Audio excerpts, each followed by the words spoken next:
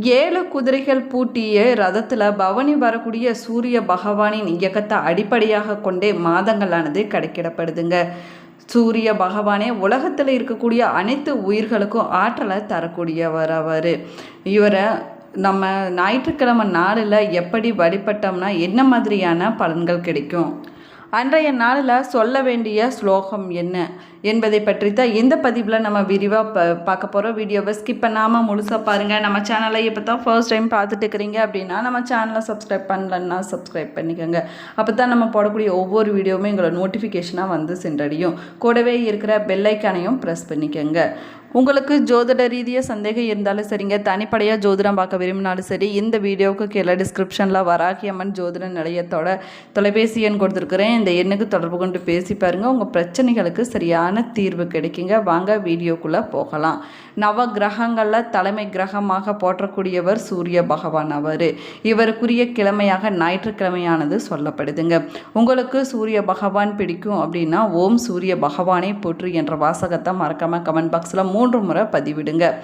ஒருவருடைய வாழ்க்கையில் பணம், பதவி, பெயர், புகழ், அதிகாரம், அரசு அந்தஸ்து போன்ற யோகங்கள் அமைய வேணும் அப்படின்னா அதற்கு அவருடைய ஜாதகத்தில் சூரியனுடைய அருளானது பரிபூர்ணமாக நிறைந்திருந்தால் மட்டுமே இதெல்லாம் நடக்குங்க. ஞாயிற்றுக்கிழமை நாளில் விரதம் இருந்து சூரிய பகவானை வழிபடுவதனால சூரியனுடைய அருளும் எதிரிகளை வெல்லக்கூடிய பலமும் நமக்கு கிடைக்கும் அப்படின்னு நம்பிக்கையாக சொல்லப்படுது.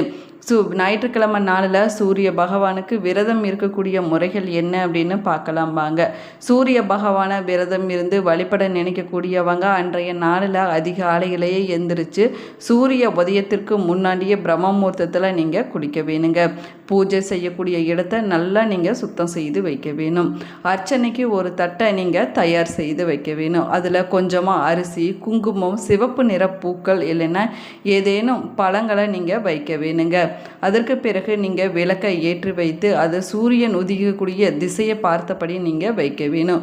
ஒரு சின்ன சொம்பில் தண்ணீரை எடுத்து சூரிய பகவானை பார்த்தபடி நீங்கள் வழிபட்டு கொண்டு அந்த அர்ச்சனை தட்டின் மீது தீர்த்தத்தை நீங்கள் தெளிக்க வேணுங்க.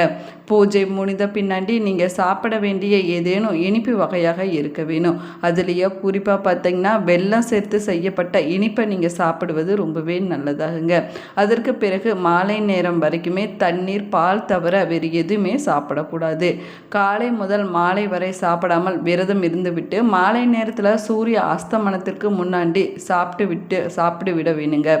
ஒருவேளை சூரிய அஸ்தமனத்துக்கு முன்னாடி சாப்பிடலை அப்படின்னா கட்டாயமாக அன்றைய நாள் முழுவதும் சாப்பிடக்கூடாதுங்க. அடுத்த நாள் காலை சூரிய உதயத்திற்கு பிறகு தாங்க நீங்கள் சாப்பிட வேணும். சூரிய விரதம் கடைபிடிக்கக்கூடியவங்களுக்கு உடல் ஆரோக்கியமானது நன்றாக இருக்குங்க. நீண்ட ஆயுளானது கிடைக்கும். எந்த ஒரு நோயுமே தாக்காது அப்படின்னு சொல்லப்படுது. முகத்தில் வசீகரமானது ஏற்படுங்க.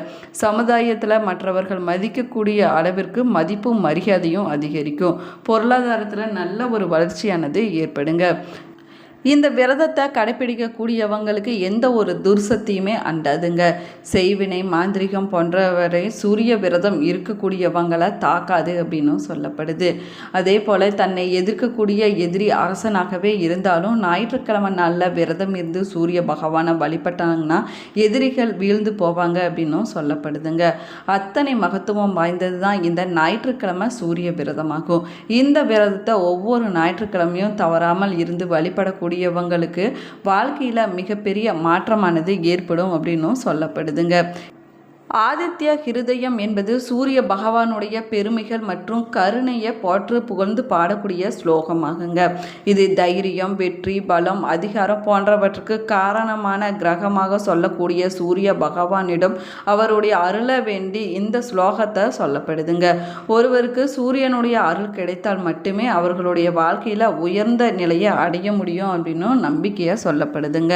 மந்திரங்களில் ரொம்பவே சக்தி வாய்ந்த மந்திரமாக சொல்லக்கூடியது இந்த ஆதித்ய ஹிருதயம் மந்திரமாகுங்க. ஆதித்ய ஹிருதயம் என்பது வால்மீகி ராமாயணத்தில் யுத்த காண்டத்தில் அகஸ்திய முனிவரால் ராமருக்கு உபதேசிக்கப்பட்டதாகுங்க. சூரிய பகவானை நோக்கி பாடக்கூடிய சக்தி வாய்ந்த ஸ்லோகமாகவும் சொல்லப்படுது. இது ராவணனை வெல்வதற்கு ராமருக்கு சொல்லப்பட்டதாகுங்க. இதை பாடுவதனால நமக்கு வரக்கூடிய ஆபத்துக்கள் நீங்கி எதிரிகளால் ஏற்படக்கூடிய தொல்லைகள் அனைத்துமே விலகிவிடுங்க. நமக்கு மன தைரியமானது அதிகரிக்கும். நம்ம நம்முடைய ஆரோக்கியத்தில் நன்றாக இருக்குங்க. ஆயுள் மற்றும் வெற்றியானது கிடைக்கும். இது சூரியனுடைய இதயத்தை போற்றக்கூடிய ஸ்தோத்திரமாகுங்க. அதிகாலை இல்லைன்னா பிரம்மமுகூர்த்த நேரத்தில் சூரிய உதயத்தின் போது இதை பாராயணம் செய்வது ரொம்பவே சிறப்பு வாய்ந்ததாகும். ராவணனோடு போர் புரிவதற்கு முன்னாடி ராமருடைய சோர்வை நீக்குவதற்காக உற்சாகம் மூட்டுவதற்காகவும் அகஸ்தியர் இந்த ஸ்லோகத்தை அருளியதாக புராணங்களில் சொல்லப்படுது. இந்த ஸ்லோகத்தை இந்த வீடியோவுக்கு கீழே டிஸ்கிரிப்ஷனில் கொடுத்துருக்குறேன். அதை நீங்கள் பாராயணம் செய்யுங்க. இந்த ஆதித்ய ஹிருதய ஸ்லோகத்தை தினமும் அதுலேயும் குறிப்பாக ஞாயிற்றுக்கிழமை நாளில் சுத்தமாக நீங்கள் குளித்து விட்டு சூரியனை நோக்கி நின்றபடி உங்களுடைய மனதை ஒருநிலைப்படுத்தி பாராயணம் செய்ய வேணுங்க. ஆதித்ய ஹிருதயம் தினமும் ஓதுவது, அதாவது ஜெயிப்பது ரொம்பவே நல்லதுங்க. இப்படி செய்வதனால அனைத்து விதமான பாவங்களும் விலகி ஆயுளானது அதிகரிக்குங்க. நம்முடைய வாழ்க்கையில் வெற்றியானது கிடைக்க தொடங்கும் அப்படின்னு நம்பிக்கையாக சொல்லப்படுதுங்க. அதனால தான் இந்த காலத்தில் இது சாத்தியமா, ஆதித்ய ஹிருதயம் படித்தால் வாழ்க்கையில் மாற்றம் என்பது உண்மையா என்ற சந்தேகம் நிறைய பேருக்கு இருக்குதுங்க. இதை பற்றி பார்க்கலாம் வாங்க. எத்தனையோ வேண்டுதல்கள், வழிபாடுகள், பூஜைகள் அனைத்துமே செய்து அதற்கான பலனானதே கிடைக்கல அப்படின்னு சொல்லக்கூடியவங்க, நான் விரும்பிய எதுவுமே நடப்பதில்லை, வாழ்க்கையில் அனைத்துலையுமே தடைகள், பிரச்சனைகள், தோல்விகள் ஏற்பட்டு கொண்டே இருக்குது அப்படின்னு சொல்லக்கூடியவங்க இந்த ஒரு ஸ்லோகத்தை தினமும் சொல்லிட்டு வந்தீங்கன்னா அதற்கான பலனானது நிச்சயமாக கிடைக்குங்க. வாழ்க்கையை மாற்றக்கூடிய ஒரு தேர்வில் வெற்றி பெற, புதிய வேலை கிடைப்பது, இருக்கும் வேலையில் பதவி உயர்வு பெற்று அங்கீகாரம் கிடைப்பதற்கு, நல்ல வாழ்க்கை துணை அமைவதற்கு, குழந்தை பாக்கியம் கிடைக்க என எந்த வேண்டுதல்கள் நிறைவேறுவதற்காக இருந்தாலும் சரிங்க, இந்த ஸ்லோகத்தை நீங்கள் படிப்பது ரொம்பவே நல்லதுங்க. ஆதித்ய ஹிருதயம் படித்தா என்ன நடக்கும் நம்முடைய வாழ்க்கையில் அப்படின்னு பார்க்கலாம் வாங்க. காலையில் சூரிய உதயத்திற்கு பிறகு அதை உச்சரித்து கொண்டே இருக்க வேணுங்க. ஆரம்பத்தில் 10 நிமிஷங்கள் கூட நீங்கள் உச்சரித்தால் போதுங்க. ஒவ்வொரு சொல்லையுமே நீங்கள் சரியாக உச்சரிக்க வேண்டிய அவசியமெல்லாம் கிடையாது. சொல்ல வேணும் அப்படிங்கிறது உங்களுடைய நோக்கமே ரொம்பவே முக்கியமானதாக சொல்லப்படுதுங்க. நீங்கள் எந்த ஒரு விஷயத்தையும் எதிர்பார்ப்பதற்கு முன்னாடி சில வாரங்களுக்கு இந்த வழிபாட்டை தொடர்ந்து செய்யுங்க. உங்களுடைய மனம், அதுலேயும் குறிப்பாக காலை நேரத்தில் குழப்பங்கள் குறைந்து காணப்பட தொடங்கிருச்சு அப்படின்னா, சில முடிவுகளை பற்றி அதிகமாக சிந்திப்பதை நிறுத்தினீங்கன்னா உங்களுடைய நாளை ரொம்பவே நிதானமாகவும் நிலையாகவும் கடக்க தொடங்குனீங்கன்னா, மேலும் படபடப்பு, பதட்டம் இல்லாத உணர்வுகளுக்கு பதிலாக தன்னம்பிக்கையே உங்களுடைய இயல்பான குணமாக இருந்துச்சுன்னா நீங்கள் சரியான பாதையில் தான் போகிறீங்க என்பதை தெரிந்து கொள்வீங்க. இந்த ஸ்தோத்திரம் பார்த்தீங்கன்னா சூரிய தேவனுக்கு அர்ப்பணிக்கப்பட்டதாகுங்க. இது அகத்திய முனிவர் வழிகாட்டுதலின்படி போரின் நடுவில் ராமர் இதை பாராயணம் செய்ததால் அவருக்கு அதிக எதிர்பார்ப்பு திறன், தெளிவு மற்றும் வலிமையான கிடைத்ததாக சொல்லப்படுதுங்க. சூரிய பகவான் 7 குதிரைகள் பூட்டிய ரதத்தில் வலம் வரக்கூடியவர் பாருங்க. சூரியனை போற்றக்கூடிய வகையில் கொண்டாடப்படக்கூடிய விழாக்கள் ரத சப்தமியாகும். முன்னோர்களுக்குரிய கிரகமாகவும் சூரிய பகவான் கருதப்படுறாரு. சூரியனை சாட்சியாக வைத்தே முன்னோர்களுக்கு தர்ப்பணம், சித்தார்த்தம் போன்றவைகள் செய்யப்படுதுங்க. அதே போல் தர்ப்பணம் கொடுத்து முடித்த பிறகு சூரியனுக்கு நீர் படைத்து அவரை வழிபட்ட பிறகு வீட்டில் தெய்வ வழிபாட்டை செய்ய வேணுங்க. அதுதான் நியதியும் கூட. நவ கிரகங்களின் தலைவனாக இருக்கக்கூடியவர் சூரிய பகவான் ஆவார். இந்து புராணங்களின்படி சனி பகவானுடைய தந்தையாகவும் சூரிய பகவானே சொல்லப்படுறாருங்க. ஆத்மாக்களுக்கு உரிய கிரகமாகவும் முன்னோர்களுக்குரிய கிரகமாகவும் இவரே சொல்லப்படுறாரு. அதனால தான் சூரிய வழிபாடு செய்யும் போது மக்களின் நீரை தானமாக கொடுப்பது, வணங்குவதை வழக்கமாகவே வச்சிருக்கிறாங்க. ஒருவருடைய ஜாதகத்தில் அந்தஸ்து, அதிகாரம், தலைமை பதவி, பெயர், புகழ் ஆகியவற்றுக்கு காரணமாக இருக்கக்கூடியவர் சூரிய பகவான் தாங்க. சூரிய பகவான் சிவனின் வலது கண்ணாகவும் அஷ்டமூர்த்திகளின் ஒருவராகவும் சொல்லப்படுறாரு. சூரியனை சிவனின் அம்சமாகவும் மகாவிஷ்ணுவின் அம்சமாகவும் சொல்லுவாங்க. அதனாலேயே சிவ சூரியன், சூரிய நாராயணர் என்ற திருப்பெயர்களாலும் இவர் அழைக்கப்படுறாரு. சூரியனுடைய பயணத்தை அடிப்படையாக கொண்டு தமிழ் மாதங்களானது கணக்கிடப்படுதுங்க.